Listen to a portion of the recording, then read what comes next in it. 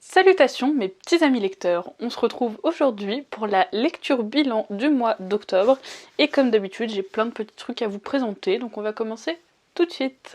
Tout d'abord, le premier livre que j'ai lu c'est Le Sorceleur, livre 4, Le temps du mépris de Andrew Sapkowski aux éditions Brajlon. Encore une fois, je suis toujours amoureuse de ces magnifiques couvertures. Qu'est-ce que j'ai à vous dire sur ce livre? Bah encore une fois, c'est un livre que j'ai beaucoup apprécié. J'aime beaucoup la saga. C'est un univers très particulier, mais qui est très bien écrit, très bien amené. Et vraiment, à chaque fois, j'ai un plaisir à le lire, assez impressionnant. Retrouver tous les personnages, Gérald, Ciri, Yennefer... Jaskier, enfin bref, j'adore juste cette saga et j'adore tous les personnages. J'ai un peu moins apprécié ce tome-ci que le tome d'avant, il me semble, mais parce que ça fait longtemps que j'ai lu celui d'avant, mais j'en ai un bon souvenir. Mais là, tout se met en place, le fait que tout le monde cherche Ciri, le fait que... Enfin, toutes les intrigues de course se mettent en place, etc. Et j'ai hâte de savoir ce qu'il va se passer dans la suite, parce que ça promet pas mal de rebondissements et... pas mal de révélations, parce que bon, y a quand même pas mal de mystères qui sont mis en cours, qui sont mis en route. Je vous ai dit 15 milliards de fois pas mal, donc m'en voulez pas. Je sais, j'ai des tics de langage, même qu'il y a mes copines du House Cup Lecture qui me le disent. Bref. Tout ça pour dire que j'ai adoré ma lecture et que je vous recommande chaudement cette saga. Ensuite, j'ai enchaîné avec American Psycho de Bret Easton Ellis aux éditions 10-18. Et pour le coup, ce fut une lecture assez compliquée pour moi. C'est un classique, hein, enfin, il est assez connu. Et j'en ai beaucoup entendu parler, notamment dans mes cours. Et pour le coup, c'était vraiment compliqué à lire. Il y a des scènes très violentes, très dures. En même temps, ça raconte l'histoire d'un psychopathe, hein, clairement, qui sombre peu à peu dans la folie et qui n'arrête pas de buter de plus en plus de personnes. Mais c'est vraiment très violent, donc c'est pas à mettre dans les mains de tout le monde, c'est vraiment violent. Il y a des scènes qui m'ont clairement dérangée, j'ai mis très longtemps à lire parce que c'était dur, compliqué, sanglant, gore... tout ce que vous voulez, mais après c'était très bien écrit, ça retranscrivait très bien la folie d'un homme, et enfin ce qui peut se passer, comment on peut sombrer, enfin tout ça, et franchement c'était très bien écrit, mais extrêmement dérangeant pour moi, c'est pour ça que ça n'a pas été une super bonne lecture, et que j'ai eu pas mal de mal à le terminer. Heureusement pour moi, j'ai enchaîné ensuite avec une lecture beaucoup plus légère, puisqu'il s'agit de Showstopper de Hayley Barker aux éditions Bayard, qui est une lecture jeunesse, donc beaucoup plus fluide, beaucoup plus légère à lire, même si elle parle de sujets très importants, notamment une espèce de ségrégation entre les purs et les impurs, donc les impurs étant les gens qui ne sont pas anglais pure souche, donc tout ce qui est asiatique, noir, enfin bref quoi, c'est un racisme généralisé dans ce livre qui est assez impressionnant.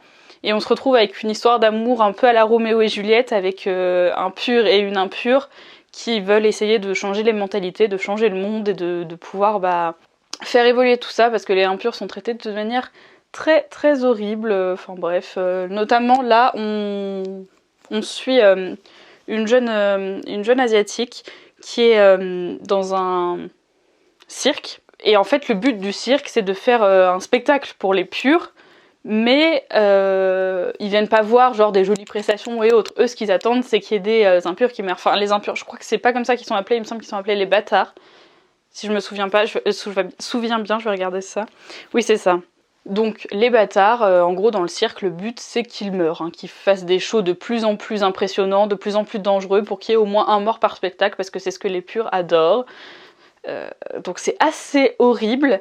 Et on se retrouve avec un enfant pur qui n'est pas du tout sujet à ça. Il n'apprécie pas de voir des bâtards mourir, il comprend pas qu'on puisse pas leur parler, etc. Et donc il va tomber amoureux d'une jeune funambule dans un spectacle, et après s'ensuit toute tout plein de péripéties pour essayer de changer le monde. C'est un tome 1, je l'ai beaucoup apprécié, vraiment c'était une très très bonne lecture. J'avais vu pas mal de retours assez mitigés. Alors certes, il y a un fond de déjà vu, mais j'ai bien aimé l'univers, j'ai bien aimé l'écriture, j'ai bien aimé les personnages, et franchement j'ai passé un très très bon moment, et j'ai hâte de me procurer la suite, parce que bah ça finit de manière assez cliffhangeresque, et j'ai très envie de savoir comment tout ça va se terminer. Je pense que je vais pas tarder, ça va être un de mes prochains achats, parce qu'il est déjà sorti, et voilà, il est très beau. En plus, je vous invite à aller voir ma photo sur Instagram, parce que je la trouve magnifique. Oui, je fais ma petite pub sur Instagram. Je m'en fous. Ensuite, toujours dans de la plus ou moins légèreté, j'ai lu Amour solitaire de Morgane Hortin aux éditions J'ai lu.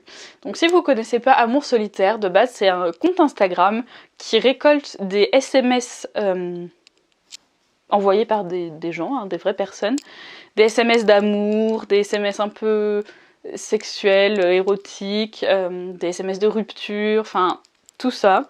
Et en fait, elle en a fait, Morgane Hortin, c'est elle qui gère le compte Amour solitaire, elle en a fait un recueil pour créer une espèce d'histoire en mettant à la suite plein de SMS qu'elle avait reçus et plein de SMS qui font sens et qui donnent vraiment une histoire. Donc c'était très très très très touchant. Je vous avoue que j'ai pleuré plus d'une fois et je sais pas comment c'est possible, mais on a l'impression qu'à chaque fois les SMS nous sont destinés, que ça peut être notre histoire, que ça peut être pour nous, que ça peut être nous qui les avons écrits, ou notre partenaire ou autre, ou la personne sur qui on a un crush ou je ne sais quoi. Et c'est assez impressionnant à quel point c'est poignant, touchant, très émouvant quoi. J'ai passé un excellent moment, même si j'ai pleuré plus d'une fois, parce qu'il n'y a pas que des messages joyeux, mais c'est vraiment incroyable et je vous recommande chaudement soit d'acheter ce recueil pour le lire, soit d'aller sur le compte d'Amour solitaire pour aller voir tous ces SMS, vous verrez, c'est incroyablement émouvant et très très très très beau. J'ai ensuite enchaîné avec Gardien des cités perdues de Shannon Messenger, le tome 6 Nocturna chez Pocket Jeunesse. Et vous commencez à connaître mon amour pour la saga, hein, je vous en parle assez souvent. J'arrive à la fin, il me semble, puisqu'il me reste 3 tomes, je crois. Bref, pour l'instant, je suis obligée de m'arrêter parce que, comme vous le voyez, je les achète en édition pocket. Et ils sont pas sortis, les suivants, le 7, 8, 9, je crois qu'il y a jusqu'à 9. Ils ne sont pas encore sortis en poche. Donc pour l'instant, je m'arrête en mode... En plus, ça se termine comme d'habitude de manière très cliffhanger, hein, très on veut savoir la suite, très qu'est-ce qui se passe, très oh mon dieu. Enfin bref, je pense que vous avez compris à peu près le concept. Ce tome, si super, plein de révélations, plein d'actions, les personnages encore une fois qui évoluent, Sophie, Fitz, Keffe, Biana, Dex, les jumeaux, enfin bref. C'est assez impressionnant comment Shannon Messenger arrive à faire grandir et évoluer ses personnages, et c'est vraiment quelque chose que j'adore dans les sagas, parce que quand il y a un personnage qui a le même caractère du début à la fin, je vous avouerai que ça me casse un peu les arpions, hein. Mais là, ça évolue, les personnages ils évoluent, les relations entre les personnages ils évoluent, ils grandissent, ils mûrissent, c'est très impressionnant. Et puis l'action, toujours plus d'action, toujours plus de retournement de situation, toujours plus de mystères rajoutés. Dès qu'un mystère est résolu, vraiment je suis happée par cette saga, c'est quelque chose d'assez impressionnant. Alors que le premier tome, je sais pas si vous vous souvenez, mais le premier tome, je l'avais trouvé très très jeunesse et je l'avais apprécié mais sans plus. Alors que là, plus on avance, plus Wouh, là il me faut la suite, j'ai envie de savoir comment ça va se terminer, je sais pas où elle nous emmène, j'adore. Les personnages sont fous, tout est fou, l'univers est fou, c'est incroyable. J'aime beaucoup cette saga et je vous la recommande vraiment, c'est super. J'ai enchaîné avec une lecture un peu moins légère qui est La légende de Larry Hoover de Alan Alfredo Jeudet aux éditions Jeudet, donc c'est un livre auto-édité, j'imagine, enfin c'est un livre auto-édité, que l'auteur m'a envoyé d'ailleurs et que j'ai beaucoup apprécié.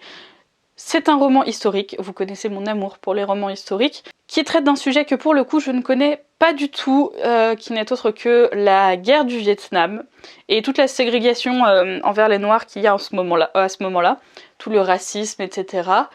Et ça suit donc Larry Hoover, qui est le fondateur des Black Tigers, qui finit, qui vit sa petite vie et qui en a marre qu'on traite les Noirs de cette manière et qui essaye de faire quelque chose après avoir été au Vietnam, plutôt que de s'apitoyer sur son sort. Et c'était c'était un livre très émouvant, très dur. J'ai lu des choses que je ne connaissais pas, j'avoue que je ne savais pas, et qui sont assez impressionnantes pour maintenant. Malheureusement, il y a certaines choses dans ce livre qui se passent encore maintenant et c'est complètement aberrant. Mais à part ça, c'était vraiment grâce à ça, c'était vraiment une super bonne lecture. La plume est très belle, j'ai beaucoup apprécié, elle est très belle, très forte, elle fait passer les messages, elle fait vraiment passer les messages, c'est très impressionnant. Les scènes décrites sont très impressionnantes, que ce soit la guerre du Vietnam ou les révoltes des Black Tigers un peu partout aux États-Unis à cette époque-là. C'est vraiment quelque chose, j'ai été happée par ce livre, j'ai adoré en apprendre plus, j'ai été révoltée comme Larry, j'ai eu peur comme Larry, c'était vraiment... Je me suis attachée à ce personnage de manière très impressionnante, ce qui n'est pas forcément le cas à chaque fois que je lis un livre. Et pour le coup, là, c'est un pari réussi. Et franchement, je suis ravie que l'auteur me l'ait envoyé parce que c'est vraiment une très belle découverte et j'ai beaucoup, beaucoup aimé ma lecture. Je vous la conseille vraiment, ne serait-ce que pour en savoir plus sur cette époque-là et vous rendre compte à quel point c'est pas facile pour les Afro-Américains c'était pas facile pour les Afro-Américains d'être là-bas tout simplement, ils étaient considérés comme moins que des citoyens, c'était assez impressionnant. Mais par contre on les envoyait quand même à la guerre parce que l'Amérique compte sur eux. Hein. C'est vraiment... c'est très touchant et très dur, percutant, c'est vraiment un super bouquin que je vous conseille fortement. J'ai enchaîné, alors lui il fait la moitié de l'écran, j'ai enchaîné ensuite avec une lecture pour le coup beaucoup plus légère, n'est-ce pas? Je pense que tout le monde, je pense pas, j'espère, parce que sinon c'est pas bien, que tout le monde connaît Kaamelott d'Alexandre Astier. Donc là, c'est la BD, donc le scénario est d'Alexandre Astier et les dessins sont de Steven Dupré. Je vous montre un peu plus proche, je sais pas si ça va faire la mise au point. Voilà, donc c'est le premier tome, L'armée du nécromant, et pour le coup ça a été une très bonne lecture, hein, très légère, très drôle. On retrouve bien l'humour d'Alexandre Astier et j'avoue que je l'ai lu en pleine nuit celui-là, tout le monde dormait dans la maison et j'avoue que je pouffais de rire toute seule. C'était assez drôle, vraiment vraiment très drôle et ça fait toujours plaisir de lire une petite BD sympathique comme ça pour entre deux romans, pour s'aérer l'esprit et se marrer un bon coup. D'ailleurs, je vous ai pas dit, hein, encore une fois, c'est chez Casterman. J'avais fait un sans faute jusque-là, hein, j'ai failli, hein, ça a failli, mais non. Donc c'est chez Casterman, bref, très jolie BD, très sympathique, j'aime beaucoup les dessins, et l'humour d'Alexandre Astier, bien évidemment, il est pépite. J'ai enchaîné ensuite avec un thriller de Dan Brown, qui est Ange et démon, aux éditions J.C. Lattès. Donc Dan Brown, c'est celui qui a écrit le Da Vinci Code, qui a été mis en film, il me semble. Mais je n'avais jamais lu aucun de ses romans, et donc j'ai commencé par celui-là, parce qu'il était dans ma bibliothèque depuis un bon bout de temps. D'ailleurs, je crois qu'il appartient à mon beau-père encore, bref. Je lui vole beaucoup de livres. S'il les voit, s'il voit ça, il saura qu'il y a certains de ses livres qui sont ici. Qu'est-ce que je peux dire de ce thriller? C'était une très bonne lecture, j'ai été agréablement surprise. Le genre policier thriller n'est pas mon genre favori, je vous avouerai. Mais j'ai été happée par ce livre. C'est aussi peut-être parce qu'il retrace toute l'histoire des Illuminati, ça se passe au Vatican, on est vraiment dans une vraie ambiance. Et il y a pas mal de recherches historiques. C'est peut-être pour ça que j'ai autant apprécié, parce que vous savez que j'adore tout ce qui est historique, je vous l'ai déjà répété tout à l'heure. Et pour le coup, ça m'a vraiment happé que ça se passe là-bas, qu'il faille faire une espèce d'enquête historique pour pouvoir retrouver où vont se passer les meurtres, qu'est-ce qui va se passer, etc. Et le retournement final, je ne m'y attendais absolument pas. En plus, les personnages aussi sont très sympathiques, que ce soit le Robert Langdon, le professeur, ou la fille, je sais plus comment elle s'appelle. Mais enfin bref, la fille avec qui il mène l'enquête. C'est des personnages très attachant. La fille est très forte, très badass, j'aime beaucoup, elle se laisse pas faire, et elle a de la poigne quoi, c'est très sympa. Et pour le coup, j'ai apprécié énormément suivre toute l'enquête, tout découvrir, le Vatican, certains peintres, certains sculpteurs. Bref, c'était vraiment une super expérience et j'ai beaucoup apprécié, je m'attendais pas à autant apprécier, mais ce fut une très très bonne lecture. Bref. Tout ça pour vous dire que j'aime beaucoup et que je vous le conseille si vous aimez le genre thriller, policier, tout ça, tout ça. Je vous ai dit que j'appréciais pas trop les thrillers, mais bon, j'en ai lu 2 de suite. Guillaume Musso, L'appel de l'ange, qui est entre thriller et romance. Pareil, ce fut une bonne lecture. Franchement, j'ai apprécié, franchement, je m'attendais à moins apprécier que ça. C'est pas un coup de cœur, c'est pas une excellente lecture, mais c'était sympa. On suit 2 personnes qui ont échangé leur téléphone dans un aéroport, ils se sont percutés, ils ont échangé leur téléphone. Et au fur et à mesure, ils découvrent le passé de l'un et l'autre, puisqu'ils fouillent sur les téléphones, bien évidemment. Et ils se rendent compte qu'ils ont une espèce de passé commun, une enquête à résoudre, parce qu'une des filles était policière, enfin bref. Il y a toute une enquête qui se fait, bien évidemment il y a une histoire d'amour au milieu, sinon c'est pas drôle. Et c'est assez sympa à suivre, c'est pas trop rapide, l'histoire d'amour c'est pas genre ils ont échangé leur téléphone et waouh ils sont amoureux, ça y est, tout va bien dans le meilleur des mondes. Non pas du tout, au début ils se détestent, ils se haïssent, enfin... il y a vraiment une évolution dans leurs sentiments que j'ai beaucoup apprécié pour le coup. Parce que souvent les romances, malheureusement, c'est on croise le regard, ça y est, on se marie et tout va bien dans le meilleur des mondes, alors que bon, si ça se passait comme ça se saurait. Et donc la partie romance était très bien amenée, elle évoluait vraiment, et ça pour le coup j'ai apprécié. Et la partie enquête était super, on suivait l'enquête des 2 côtés, il y avait des petits retours dans le passé. Franchement c'était très sympa et j'ai bien apprécié cette lecture. Si vous aimez le thriller, je pense que ça peut vous plaire. Après c'est une écriture pas trop compliquée, hein, c'est du Guillaume Musso, je ne veux pas, non pas que je dénigre Guillaume Musso ou autre, mais ça reste une écriture plus légère et plus fluide que du J.R.R. Tolkien par exemple. Hein. Donc c'était très sympa à lire et je l'ai lu assez vite, ça se lit bien. Et c'était prenant, c'est l'essentiel dans un roman. Enfin, nous arrivons à la fin. J'ai lu les 2 premiers tomes de L'Attaque des Titans de Hajime Isayama aux éditions Pika, c'est ça? Pika Édition. Je ne sais pas si je vous l'ai dit, mais Guillaume Musso, c'est aux éditions Pocket. Mais je crois que je vous l'ai dit, mais je suis pas sûre, donc je le redis. Et repartons sur L'Attaque des Titans de Hajime Isayama chez Pika. Ce fut une très bonne lecture. J'ai bien apprécié, j'ai accroché à l'histoire puissance 10 000, j'ai très envie de savoir ce qui va se passer après. C'est assez impressionnant, c'est très prenant, il y a plein de mystères, les titans, le monde qui est créé et tout, c'est super cool, j'adore. J'adore. Et vraiment, on a envie de savoir où il va nous amener, ce qui va se passer, comment les titans sont arrivés là, etc.